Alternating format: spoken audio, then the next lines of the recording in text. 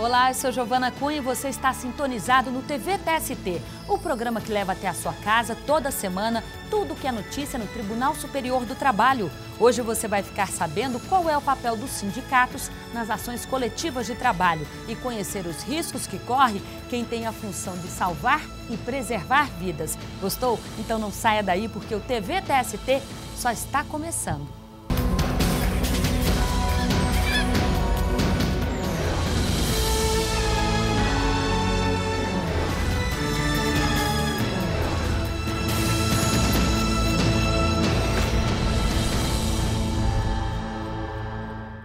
E a gente começa com um resumo das principais notícias da semana do Tribunal Superior do Trabalho. O Tribunal Superior do Trabalho realizou pela primeira vez na história da Justiça do Trabalho audiência pública para ouvir a sociedade sobre o tema terceirização. No primeiro dia, o tema foi a regulamentação sobre essa forma de contratação no Brasil. Os deputados Sandro Mabel e Vicentinho defenderam os projetos de lei que estão em tramitação no Congresso, cada um com uma visão diferente da terceirização.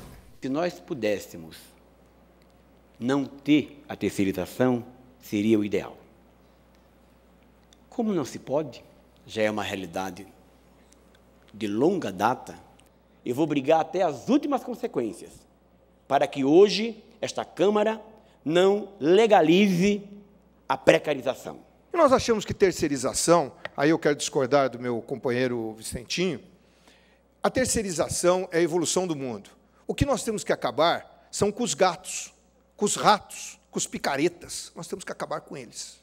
A terceirização é hoje um dos temas mais polêmicos da Justiça do Trabalho e, por isso, representantes dos bancários e dos bancos, além de juristas, defenderam o que consideram importante.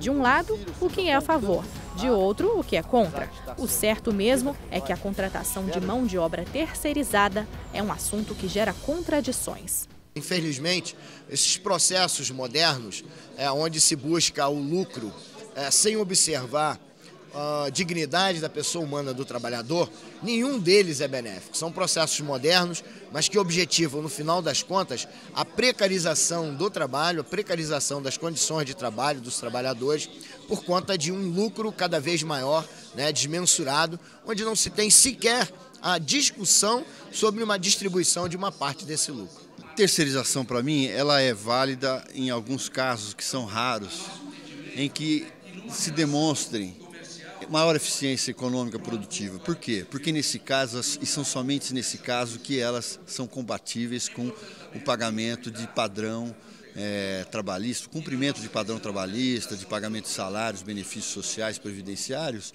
igual ou maior do que os trabalhadores não terceirizados, somente se ela é mais eficiente, do ponto de vista econômico. 9 especialistas do mercado de trabalho debateram ainda o tópico da terceirização em geral. Nós queremos uma lei geral de terceirização que imponha limites à terceirização, diga os casos em que ela é possível e em que ela não é possível e, particularmente, fixe a responsabilidade do tomador dos serviços por conta da terceirização. O segundo e último dia da audiência pública sobre terceirização foi marcado com a presença maciça de sindicalistas de várias partes do país. Eles são contra a terceirização de mão de obra e deixaram isso bem claro. Com relação ao fim da terceirização do nosso setor, o setor elétrico, que é o setor de energia no Brasil, onde o número de mortes é muito grande, pela precarização, pela falta de treinamento dos trabalhadores terceirizados, pela forma que é feita a terceirização hoje no Brasil. Não só o setor elétrico, mas também trabalhadores e empregadores dos setores de telecomunicações, indústria, serviços e tecnologia da informação têm todo o interesse em debater o tema com a sociedade. Essa reorganização, esse novo modo de organizar os serviços e, portanto, de incorporar o trabalho, foi necessário para que se universalizasse esse serviço. O mundo inteiro hoje trabalha num conceito de cadeia de produção e o Brasil fica aqui combatendo a terceirização de uma maneira, às vezes, até impensada. Os tribunais, obviamente, fazem uma contribuição extremamente útil, mas nem sempre nós conseguimos aquilo que é muito importante em termos de produtividade, competitividade, desenvolvimento tecnológico também, que a terceirização traz tudo isso. O importante é que ela efetivamente seja trabalhada com seriedade pelas empresas de maneira geral. E justamente por ser democrática, é que a audiência pública abre espaço para opiniões divergentes, mas que tem um só objetivo: encontrar um caminho que seja bom para os dois lados. E, evidentemente, a repercussão dessa audiência pública levará o Congresso Nacional a regulamentar, eu acredito, a terceirização.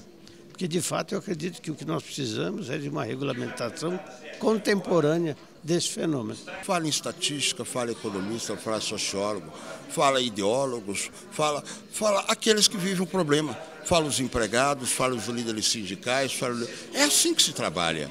Eu acho que é uma visão diferente do direito. Balanço positivo para uma discussão que tem tudo para render decisões no judiciário e mudanças na lei. Agora, todos sabem o que a sociedade pensa sobre a terceirização. Há posições polarizadas, eu diria, sobre essa matéria. Há os que defendem uma ampla liberação na terceirização, uma terceirização sem limites, atendendo exclusivamente aos interesses do capital, e há aqueles, como eu me situo, que defendem uma terceirização moderada, uma terceirização limitada a casos pontuais. A íntegra dos 2 dias de audiência pública vai estar disponível no canal do TST no YouTube. E no próximo bloco tem julgamento na sessão de dissídios individuais do TST. É daqui a pouco. Até já!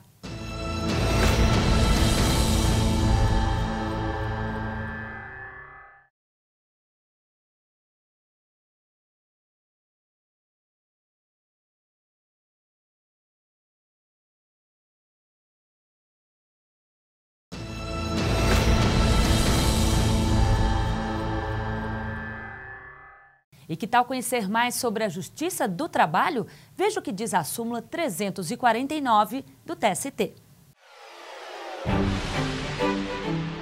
A súmula 349 foi cancelada. Ela dizia que a validade do acordo coletivo ou convenção coletiva que trate sobre a compensação de jornada de trabalho em atividade insalubre não precisa da inspeção prévia da autoridade competente em matéria de higiene do trabalho. O cancelamento dessa súmula tira, então, um pouco de legitimidade da entidade de classe, portanto, do sindicato, para flexibilizar algumas condições e alguns direitos trabalhistas.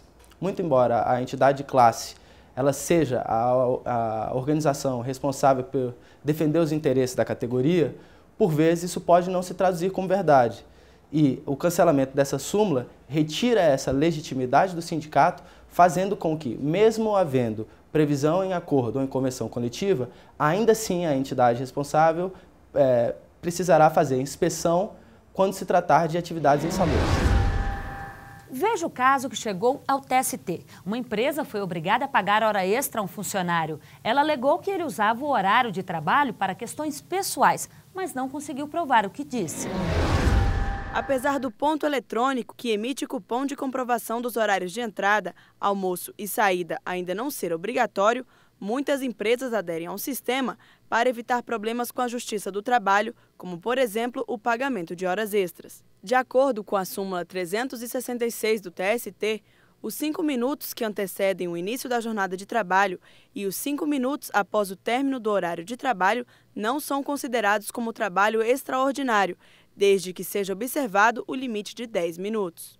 Todo o tempo que o empregado passa trabalhando ou à disposição do empregador, em período que ultrapasse a sua jornada diária de trabalho, é considerado labor extraordinário e deve ser pago como hora extra. E foi com base na súmula 366 que um trabalhador da Fiat Automóveis, em Minas Gerais, entrou com ação na Justiça do Trabalho pedindo pagamento de horas extras. A empresa, no entanto, afirmou que o horário excedido na carga de trabalho do funcionário era usado para atividade pessoal, o que não gera horas extras. No TST, O relator do caso, na seção 1, de dissídios individuais, ministro Renato de Lacerda Paiva, retirou a condenação do pagamento de horas extras ao empregado da Fiat. Ele afirmou que as provas apresentadas pelo TRT de Minas Gerais mostram que o trabalhador registrava o ponto e ia fazer atividades pessoais. Mas houve divergência. O ministro José Roberto Freire Pimenta afirmou que as provas não eram suficientes para caracterizar a acusação e que é obrigação do empregador fiscalizar o que o empregado faz depois de bater o ponto, já que quando entra no serviço está à disposição do patrão. Ressaltando que era da empresa a responsabilidade pela disciplina e pela fiscalização quanto àquilo que os empregados faziam ou deixavam de fazer enquanto estivessem à sua disposição nas suas dependências, pois o artigo 4º da CLT não trata de tempo efetivamente trabalhado, mas apenas de tempo à disposição. Por maioria dos votos, a decisão do ministro José Roberto Freire Pimenta de condenar a Fiat ao pagamento de horas extras foi mantida. Agora você acompanha como foi o julgamento do caso. Relator excelentíssimo, senhor ministro Renato de Lacerda Paiva. Embargos em recurso de revista 107.700 de 2002.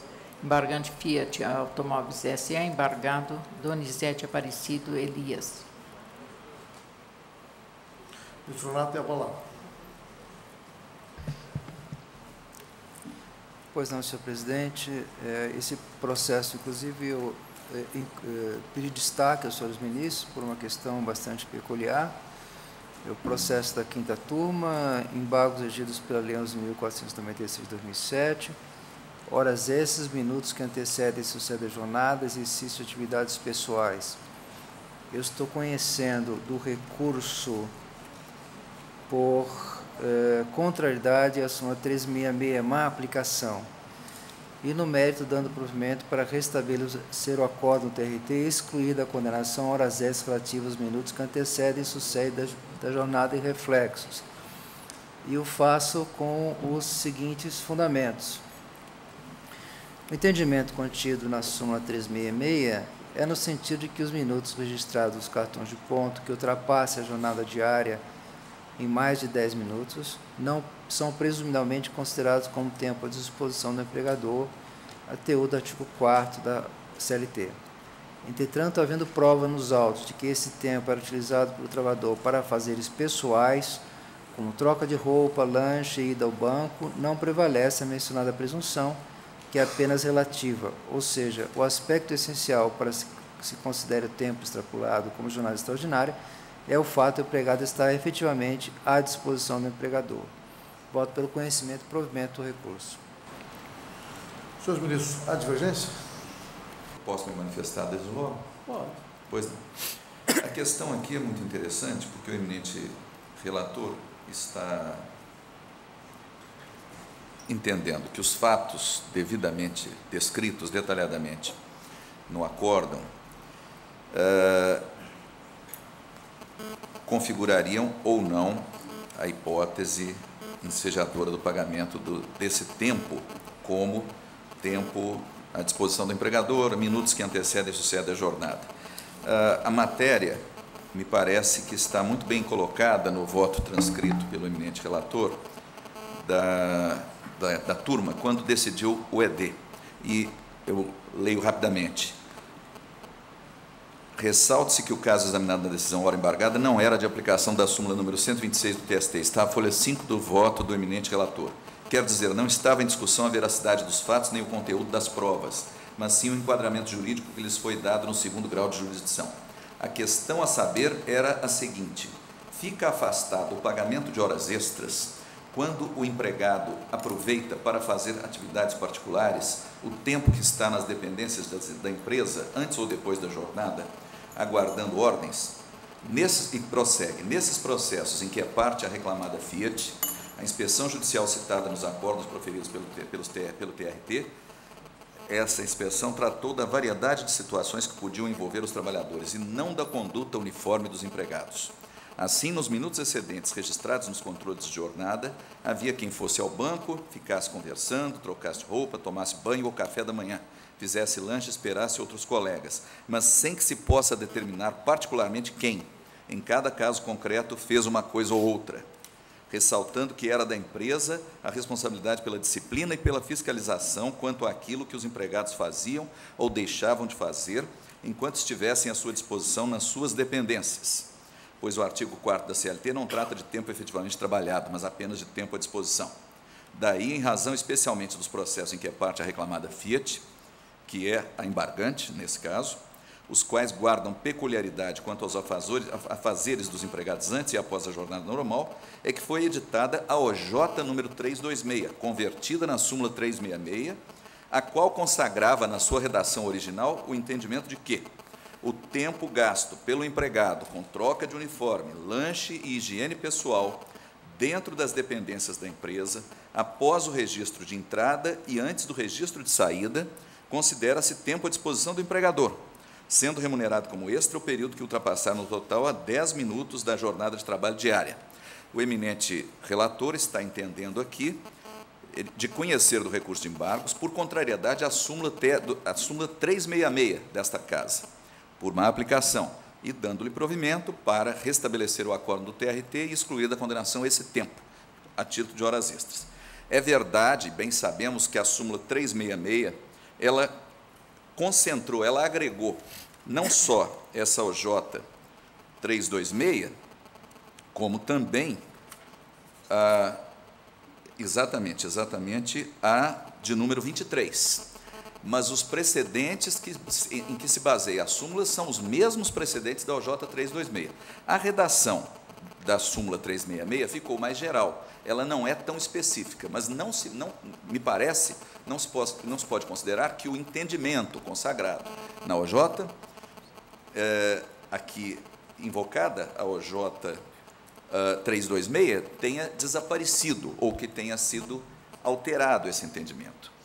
Portanto, senhor presidente, eu estou entendendo que a situação examinada nestes autos, delineada nestes autos, configura exatamente a situação de que tratava a OJ 326. Não há data vênia, até nos termos do acórdão turmário, uma afirmação específica de que esse tempo prestado por este reclamante específico não se enquadrava na hipótese do artigo 4º. Ao contrário, o que a OJ 326 consagrou, e me parece ainda está preservado no conteúdo da súmula 366, é que situações como essa configuram, sim, tempo à disposição. Mutatis mutandis foi o que nós consideramos também na recente súmula 429 desta Casa, editada após a semana do TST. Não é exatamente a mesma situação, mas me parece que o espírito é o mesmo. Cabe ao empregador fiscalizar a atividade de cada empregado e, se o cartão de ponto é marcado, esse tempo é tempo à disposição. Seria necessária uma prova muito mais forte da data vênia do que essa que consta desses autos para afastar a incidência da OJ 326, que está incorporada à súmula 366, repito, e que, portanto, me parece respeitosamente, com todo o respeito que merece o eminente relator, não terá sido mal aplicada nem contrariada pela decisão da turma. Portanto, eu proponho, respeitosamente, eu divirjo para não conhecer dos embargos, porque entendo que não houve má aplicação, nesse caso, da súmula 366 pela decisão da turma. É o meu voto, senhor presidente. Aberta a divergência, então, votos. Senhor presidente, eu gostaria de manifestar... Pois não, ministro Renato, tem a palavra. De fato, eu chamei a atenção, inclusive, dos ministros, encaminhei até como destaque, porque, a meu juízo, esse caso da Fiat tem uma particularidade. Veja que o acórdão da turma transcreve a tese do TRT e, num dos trechos, diz o seguinte: assentou que os empregados têm acesso à área de trabalho sem passar o cartão de ponto, na medida que se trata de galpão grande com entradas livres. Acrescentou que alguns trabalhadores preferem marcar o ponto antes do início da jornada, evitando a hipótese de esquecimento, enquanto os outros não têm essa preocupação e apenas optam por trocar de roupa antes de registrarem o ponto. Esse é um aspecto. E mais à frente, posteriormente, em razão dos processos em que é parte a reclamada Fiat, os quais guardam peculiaridade quanto aos afazeres dos empregados, antes e após a jornada, foi editada a OJ 363. E, mais à frente, ao responder aos embargos de declaração, diz o seguinte: a questão a saber era a seguinte: fica afastado o pagamento de horas extras quando o empregado aproveita para fazer atividades particulares o tempo que está nas dependências das empresas, antes ou depois da jornada, aguardando ordens. Nesses processos em que é parte a reclamada Fiat, a inspeção judicial, e esta é a particularidade, citada nos acordos proferidos pelos TRTs, tratou da variedade de situações que podiam envolver os trabalhadores e não da conduta uniforme dos empregados. Assim, os minutos excedentes registrados nos controles de jornada, havia quem fosse ao banco, ficasse conversando, trocasse de roupa, tomasse banho ou café da manhã, fizesse lanche, esperasse outros colegas, mas sem que se possa determinar particularmente quem em cada caso concreto fez uma coisa ou outra, ressaltando que era da empresa a responsabilidade pela disciplina e pela fiscalização quanto àquilo que os empregados faziam ou deixavam de fazer, enquanto estivessem à sua disposição nas dependências. É essa a questão. O que eu entendi é que quando o acórdão diz, mas sem que se possa determinar particularmente quem em cada caso contrário fez uma coisa ou outra, se referia quem ia ao banco, quem ficava conversando, quem trocava de roupa, quem tomava café, ou banho, fizesse lanche, ou esperasse outros colegas.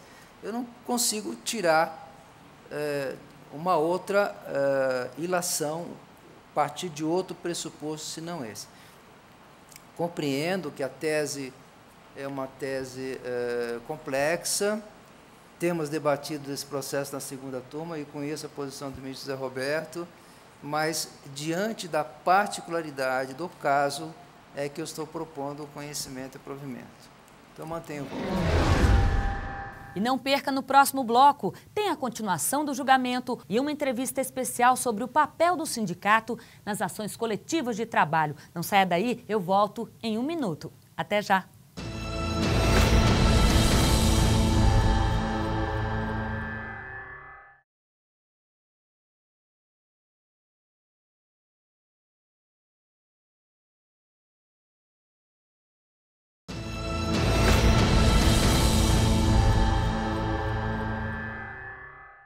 Uma empresa disse que o empregado usava o tempo de trabalho para questões pessoais, mas não conseguiu provar e agora vai ter que pagar horas extras. É o tema do julgamento de hoje. Veja como foi a decisão. Aberta a divergência, 1 voto. Ministro Lélio, com voto, Vossa Excelência. Senhor presidente, essa situação, ela de fato remete àquela que tratamos na súmula 429, com uma diferença importante, que ali cuidamos do tempo de gasto no percurso, né, de trajeto entre o portão da empresa e o local da efetiva prestação de serviço, em hipótese em que o cartão de ponto fica no local da prestação de serviço, ou seja, fica na esteira, na linha de produção.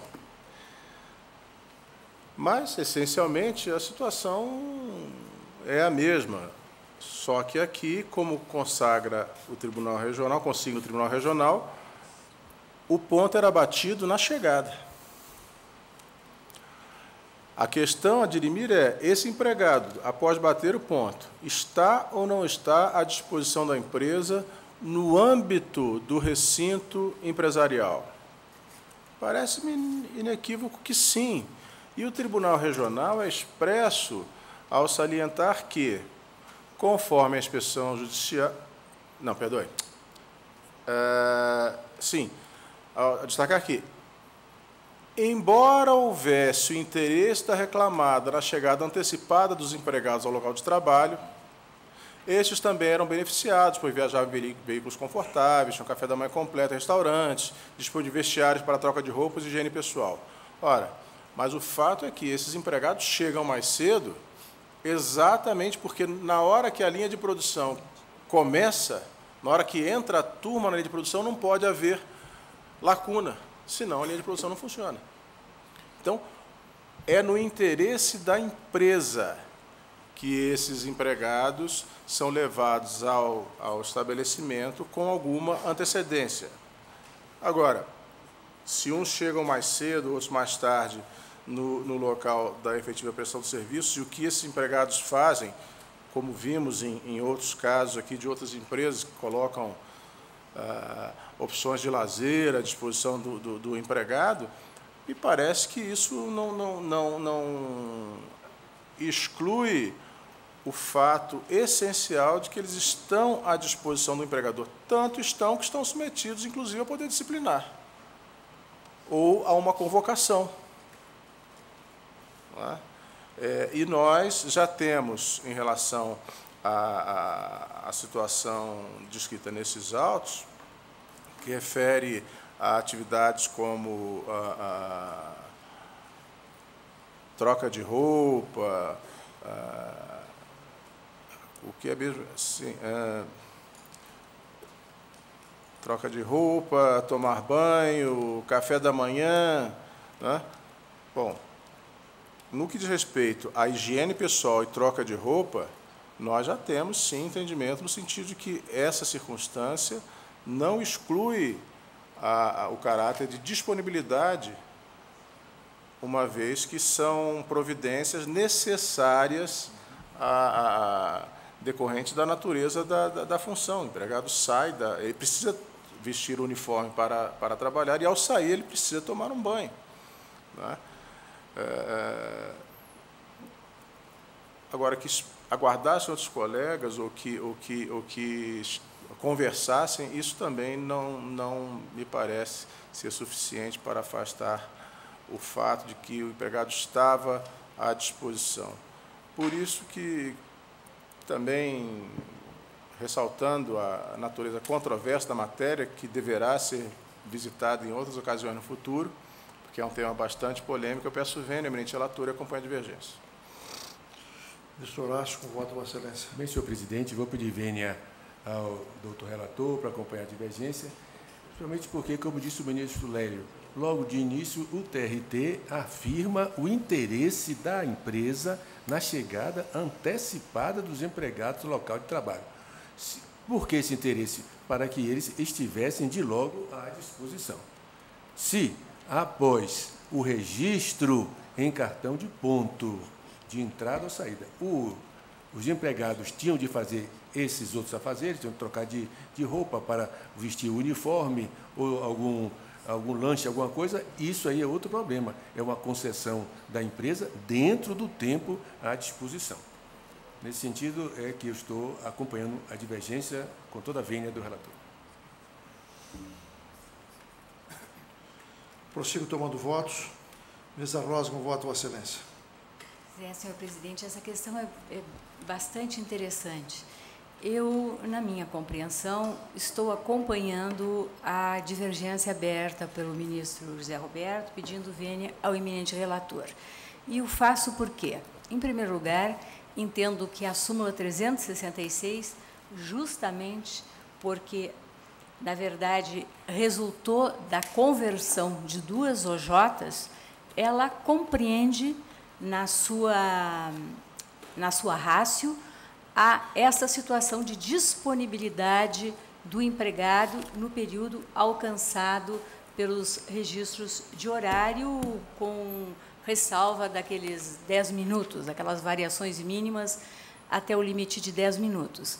Então, entendo que, mantidos os precedentes e cancelada a OJ pela incorporação na súmula 366, eu teria, com todo respeito, muita dificuldade de entender que a súmula 366 foi contrariada. E, em segundo lugar, seja à luz do artigo 4º da CLT e seja à luz do artigo 74, parágrafo 2º da CLT, inciso 2º da CLT, também entendo que aqui outra não poderia ser a conclusão, a despeito da situação fática consagrada na decisão regional.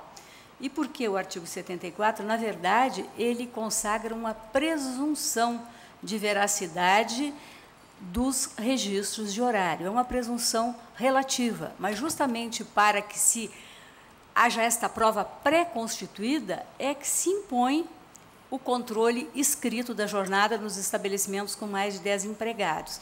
Então, a presunção é de que todo o tempo coberto pelos registros do cartão ponto traduz em tempo à disposição. Presunção relativa implica inversão do encargo provatório, então caberia à reclamada demonstrar, no caso, que o reclamante não ficava à disposição a despeito do registro efetuado no cartão ponto. E vem, pelo menos pelo que eu compreendi do que foi lido e do que verifico no voto do eminente relator, o que se disse é que alguns empregados fazem lanche, outros empregados trocam uniforme, que não é possível identificar aqueles que estão neste tipo de atividade que ensejou a OJ 326 e aqueles outros que eventualmente se destinaram ou se encaminharam, por exemplo, a uma agência bancária, a um posto bancário no interior do estabelecimento. Então, me parece que, nessas condições, com todo o respeito, houve uma aplicação adequada da súmula 366 desta Corte, sobretudo porque, neste período todo, registrado nos cartões, o empregado estava, no mínimo, sob o poder disciplinar do empregador e, a meu juízo, a disponibilidade. Com a divergência, renovando meu pedido de vênia ao eminente relator. Ministro Augusto César, com voto, Vossa Excelência. Senhor presidente, a primeira leitura que fiz do voto do eminente ministro Renato Paiva, eu me senti inclinado, inclusive, a acompanhá-lo, porque me pareceu, em um primeiro momento, que teria havido mesmo uma certa invasão na moldura factual, talvez indevida pela turma. Mas os debates até aqui já dissipam essa dúvida inicial minha. É que a OJ 326, a súmula 366, tratam desses minutos residuais, no sentido de que o tempo necessário para que o empregado atenda necessidades pessoais, que, em verdade, viabilizam a prestação do trabalho ao início, ao fim da jornada, nas instalações da empresa, devem ser considerados integrados à jornada de trabalho, não importando saber se as instalações da empresa são ou não confortáveis, insalubres, não é disso que se cogita. E o que diz o regional como fundamento para indeferir a integração à jornada desse tempo residual? Destacou que, embora houvesse o interesse da reclamada na chegada antecipada dos empregados ao local de trabalho, os empregados, também eram beneficiados, pois viajavam em veículos confortáveis, tinham café da manhã completo em restaurantes e dispunham de vestiários para troca de roupas e higiene pessoal. Ressaltou que a espera no início dos turnos decorre do fato de outros colegas não estarem presentes para formar o grupo na linha de montagem, porquanto uns demoram mais do que os outros nos afazeres pessoais. Em suma, parece que é exatamente essa a lógica que está subjacente a esses verbetes, a de que essas necessidades, em quaisquer instalações, se atendidas para viabilizar o trabalho, devem ser computadas na jornada. Eu peço vênia ao ministro relator para acompanhar a divergência. Ministra Adelaide, com voto, Vossa Excelência. Senhor presidente, eu peço vênia ao doutor relator e acompanhe a divergência e acrescendo ao que já foi dito aqui pelo ministro Augusto César, pelo ministro José Roberto, eu vejo aqui ainda no acordo o seguinte registro, no acordo regional. Assentou que os empregados têm acesso à área de trabalho sem passar o cartão de ponto, na medida em que se trata de galpão grande com entradas livres. Acrescentou que alguns trabalhadores preferem marcar o ponto antes do início da jornada, evitando a hipótese de esquecimento, enquanto os outros não têm essa preocupação. E apenas optam por trocar de roupa antes de registrarem o ponto. São práticas inerentes à própria prestação de trabalho no local.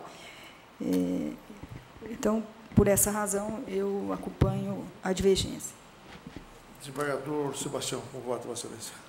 Senhor presidente, a situação pode gerar realmente alguma controvérsia. É uma empresa muito grande, vem pessoas de todos os bairros da Grande Belo Horizonte e pode ser que muitos deles realmente cheguem mais cedo para visitar uma agência bancária, uma lotérica, uma ou outra atividade.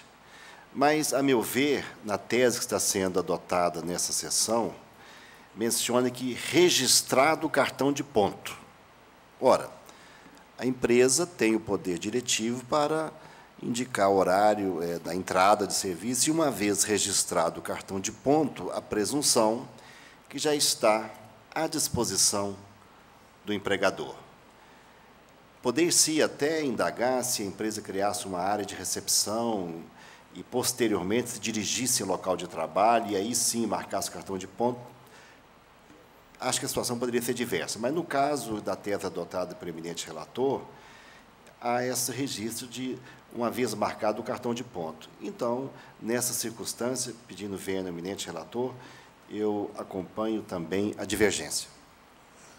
Ministro Moura França, com voto, Vossa Excelência. Presidente, a ministra Adelaide deu exato contorno da situação. Foi feita uma negociação para que pudesse adentrar antes. Quer me parecer que a prova, no caso, seria do reclamante, dizer que bateu o cartão e estava trabalhando, porque é público e notório que faziam exerciam as mais diversas atividades, inclusive cuidando, indo a banco, enfim, fazendo tudo isso. Peço todas as vendas de divergência, sempre inteligentes, mas acompanho o relator. Cabe-me votar.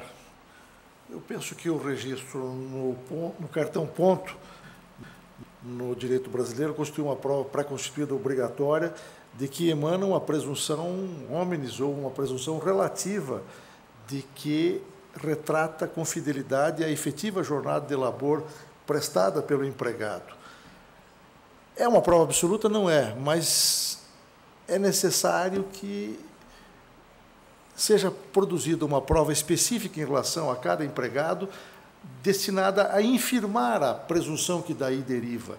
Aqui, na espécie, há um registro a que aludiu o eminente relator, de uma inspeção judicial falando genericamente sobre a circunstância de que os empregados cuidariam, em certo lapso temporal registrado nos pontos, cuidariam de interesses pessoais. Não vi nenhum registro particularizado concernente ao reclamante deste processo. Considero que esta referência genérica, se ela pudesse ser admitida, ela seria uma forma de infirmar-se de forma ampla e irrestrita aquilo que o legislador quis, que foi a produção de uma prova documental séria, idônea, que, em princípio, retrate a jornada de trabalho. Se se quiser retirar a credibilidade desse documento, é necessário que se produza uma prova concernente especificamente ao empregado sobre o qual se discute a jornada de trabalho, e não de forma genérica e indistinta como aqui se observa. Noto que o legislador, quando quis desconsiderar as variações de jornada em até 10 minutos, fê-lo expressamente nesse limite previsto na lei e consagrado na súmula 366. A meu juízo, com todas as vênias do eminente relator, não é a hipótese de que se trata. Peço vênia ao douto voto do ministro Renato para acompanhar a divergência. E proclamo que, por maioria de votos, vencido o ministro relator e o ministro Moura França, não se conheceu dos embargos nos termos do acórdão que será lavrado, nos termos do voto do ministro José Roberto Pimenta, que abriu a divergência, e que lavrará o acórdão. O TVTST abre espaço para você tirar as dúvidas sobre a Justiça do Trabalho. O auxiliar administrativo Fausto Faria pergunta. Gostaria de saber se eu trabalhando como um terceirizado, né? para uma empresa e essa empresa não arca com meus direitos trabalhistas, quem é que vai se responsabilizar por isso? A empresa na qual eu tenho o vínculo, né, ou a empresa para a qual eu trabalho?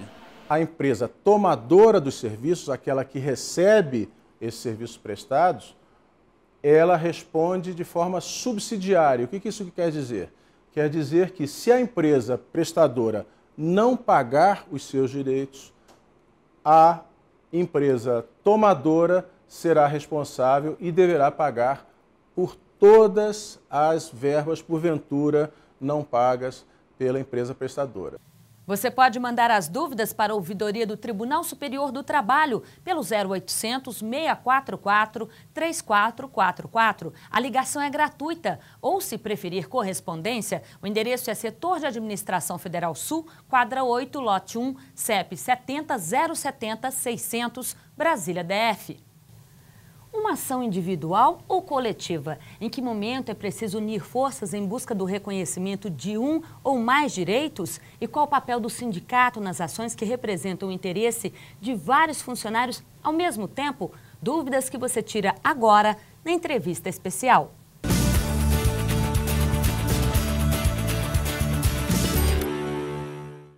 E para explicar tudo sobre as ações coletivas e o papel dos sindicatos, eu converso agora com o ministro José Roberto Pimenta, que é um especialista no assunto. Tem até livro publicado. Ministro, o que o senhor trata nesse livro? Olá e muito obrigada pela presença do senhor aqui no TV TST. É uma grande satisfação, Giovana.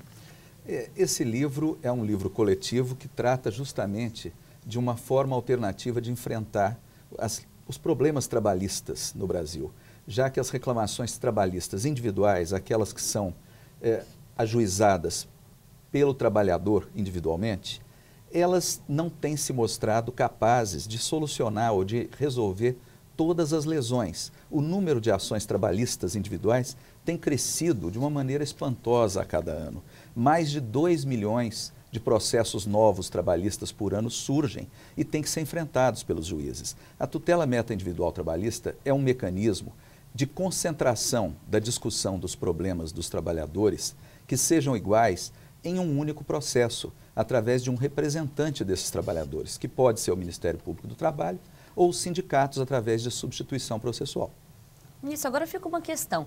Quando o trabalhador deve entrar numa ação coletiva e quando ele deve entrar numa ação individual? Bom, em primeiro lugar, a decisão cabe a ele. Se ele preferir entrar com a ação individual, é perfeitamente possível que ele faça isso. Não se pretende proibir ou impedir que ele exerça o seu direito de ação, previsto na Constituição. Só que na prática se verifica que os trabalhadores brasileiros só entram na justiça depois de terminado o seu contrato de trabalho. Porque, evidentemente, eles têm receio de serem dispensados sem justa causa. E na prática é isso que acontece.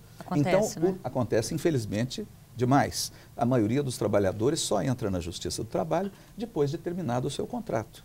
E isso significa que as lesões praticadas contra eles, possíveis lesões praticadas pelos empregadores contra eles, no curso do contrato, enquanto o contrato está em vigor, elas não são enfrentadas imediatamente e podem surgir danos que depois não podem ser reparados adequadamente depois da saída dele.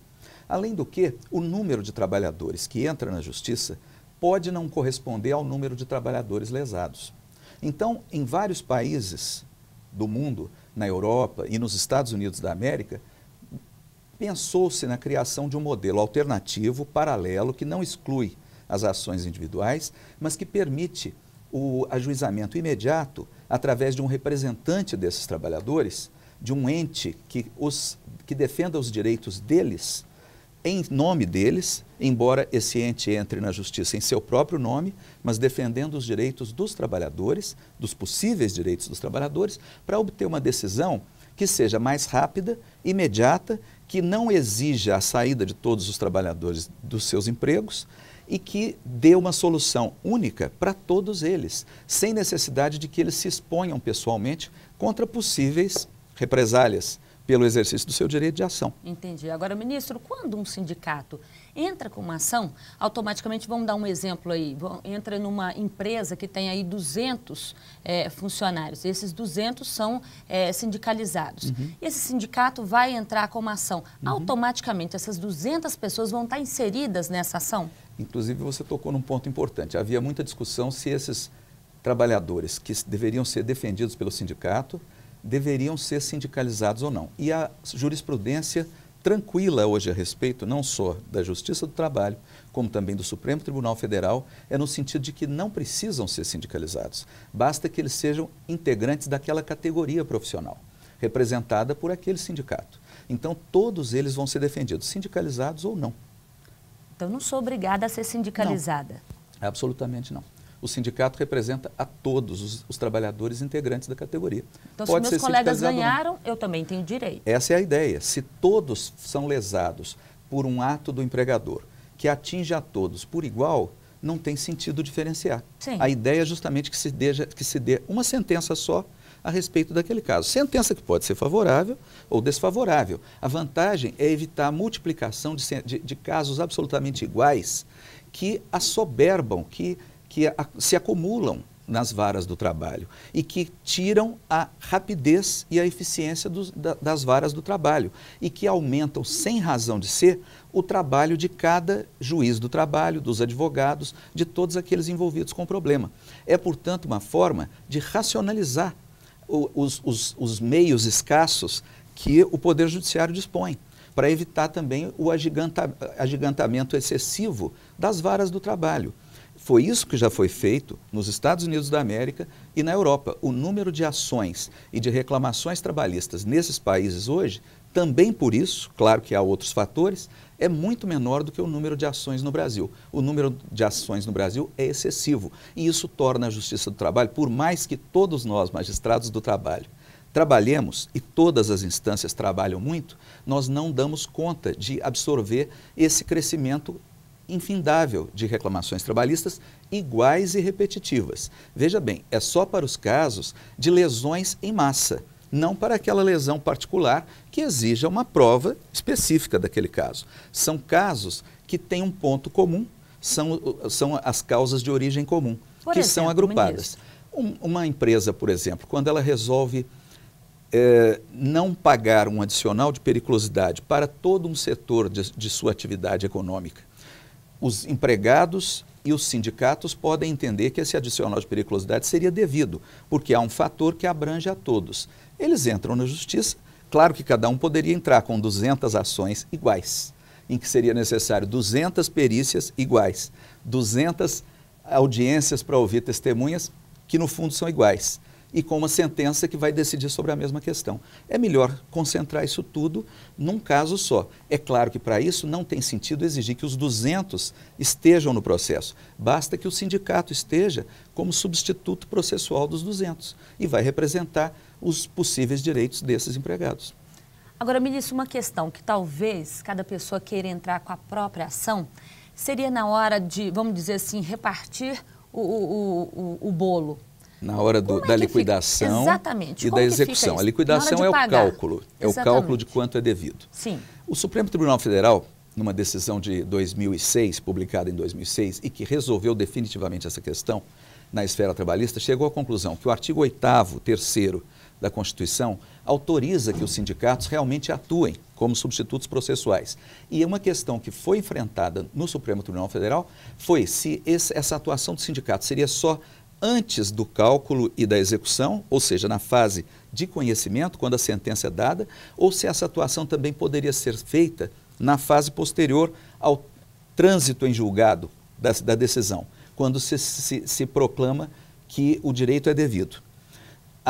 A solução e a conclusão do Supremo Tribunal Federal é que o sindicato também pode atuar como substituto processual nessa fase de liquidação e execução, sem prejuízo da possibilidade do empregado que quiser entrar pessoalmente e acompanhar o cálculo e a execução. De qualquer maneira, o sindicato vai executar em nome dos empregados e ele tem o dever, a obrigação de prestar contas dessa liquidação e da execução e repartir adequadamente para cada um dos substituídos o que cada um tem direito. Os valores podem ser diferentes para cada empregado, depende do tempo de serviço, depende de uma série de fatores. Então pode variar, Pode. o senhor pode receber de repente mais do que eu. E pode, nós somos porque colegas. trabalhei mais tempo, porque um trabalhou mais tempo que o outro. Por alguma razão, alguém pode ter trabalhado naquele setor poucos meses, o outro trabalhou o tempo todo. Mas isso é cálculo. Isso não altera a decisão fundamental, porque o que vai ser decidido na fase anterior, na fase de conhecimento, é se aquela periculosidade naquele exemplo existe ou não. E isso vai ser decidido. O cálculo para cada um dos substituídos se faz depois. E o sindicato pode continuar atuando na execução até para proteger os empregados que ainda estão trabalhando. Porque se eles ainda estão trabalhando, eles continuam expostos. Eles não teriam como entrar para executar. Sim, mas aí, no caso, eu estou confiando o meu direito ao sindicato para ele entrar na justiça reivindicando um direito que eu e a categoria temos. É verdade. E se acontece, ministro, vamos supor que haja vamos dizer assim, uma divisão que eu não concorde, e aí o trabalhador recorre a quem nesse caso? Bom, ele pode... O cálculo é feito pelo judiciário. Sim. Ele pode eventualmente discordar dos critérios que o sindicato tenha sustentado. Em tese, ele teria que constituir um advogado ou até peticionar no sentido de pessoalmente, porque ele pode, no primeiro grau, se manifestar sem a necessidade do acompanhamento de um advogado. A Constituição brasileira, na Justiça do Trabalho, permite que ele atue sem a necessidade de constituir um advogado. Então, ele poderia ingressar em juízo e questionar esses valores. Não é impossível, embora seja muito raro, mas é possível. E é claro que esse sindicato tem a responsabilidade de prestar contas de tudo aquilo que ele receber em nome do representado, do substituído processual.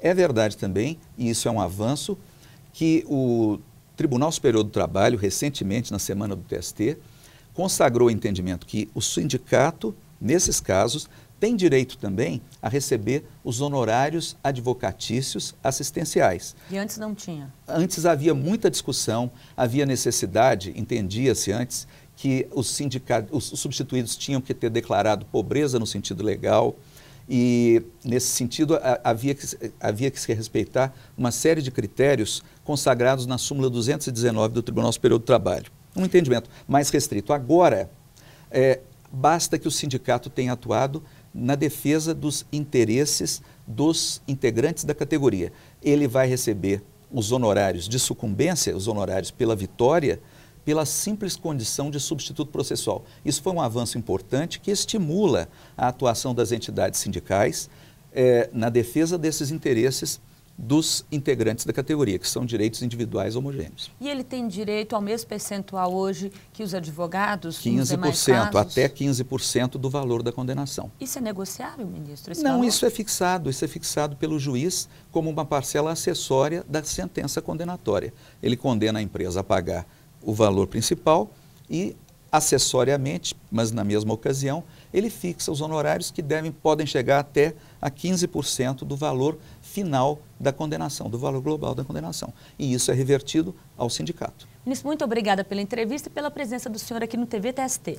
Bem, Giovana, é sempre um prazer e discutir sobre questões que me parecem tão relevantes do interesse de todos os trabalhadores, dos jurisdicionados, dos empresários e da população em geral. Ok, muito obrigada. De onde vieram e por onde passaram até chegarem ao TST? Hora de conferir a biografia dos ministros da Corte. Por ordem de antiguidade, conheça agora a trajetória do ministro Lélio Bentes.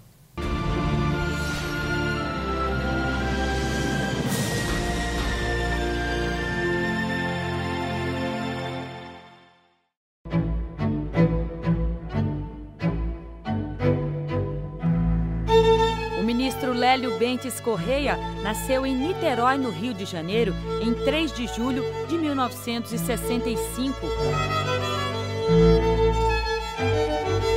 Bacharel em Direito pela Universidade de Brasília em 1986 e mestre em Direito Internacional dos Direitos Humanos pela Universidade de Essex, na Inglaterra, em 2000.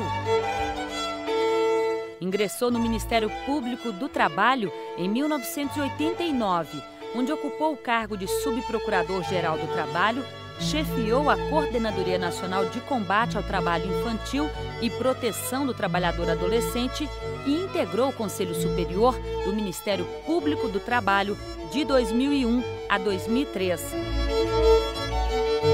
Cedido à Organização Internacional do Trabalho, OIT, em Genebra, na Suíça, atuou como oficial de programas para a América Latina na erradicação do trabalho infantil entre 2002 e 2003. Foi professor da Escola Superior do Ministério Público da União, da Associação de Ensino Unificado do Distrito Federal e do Centro de Ensino Unificado de Brasília. Autor de estudos diversos sobre trabalho infantil e trabalho escravo. É membro do Conselho Consultivo do Missão Criança e da Fundação Abrinq pelos Direitos da Criança. Foi presidente da Associação Nacional dos Procuradores do Trabalho. Coordenou a Marcha Global contra o Trabalho Infantil na América do Sul de 97 a 99. Ministro do Tribunal Superior do Trabalho desde 29 de julho de 2003, imposto destinado pela Constituição a representantes do Ministério Público do Trabalho.